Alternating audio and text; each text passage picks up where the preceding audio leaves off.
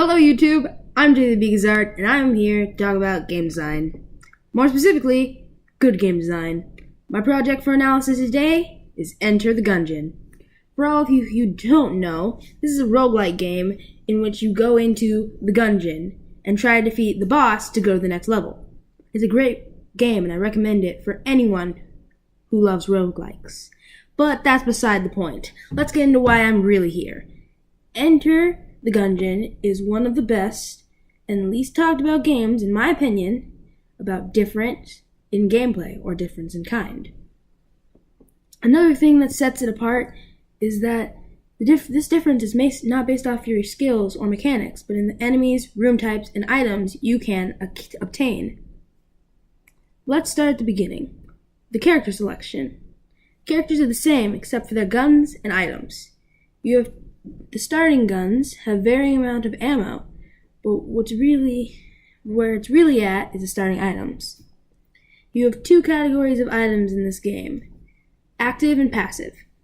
Active items are items that you can use to throw and include things such as the Molotov to light things on fire within small range, or a poison grenade, which makes a large circle of poison damage for enemies and yourself. There's also a maple jug, which doubles your gun output.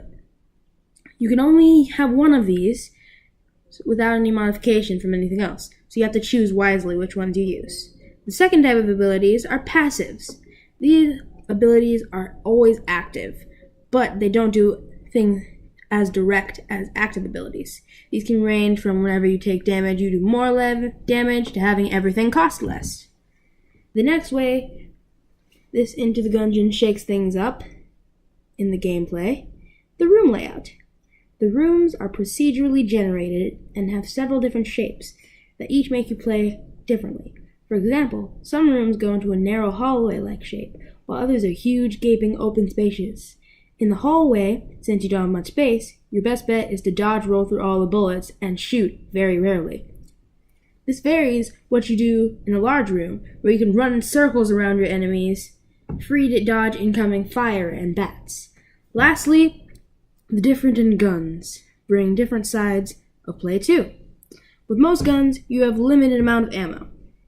This would make your sidearm your main weapon, and the other ones just if I need to take out a strong enemy. Even within the guns with limited arrow, there's a lot of variants. For example, comparing the beehive and the crossbow. The crossbow is a semi-automatic gun that reloads after every shot, while the beehive is an automatic gun that shoots bees. Like, how cool is that? It's so Sorry, I got excited. These are only a few of the game design components of Enter the Gungeon. I might have to do a follow-up video about the bosses. The weapons, rooms, and abilities give drastically different styles of play. Each combination can harbor you an entirely different experience every time. This is why I admire the good game design of Enter the Gungeon.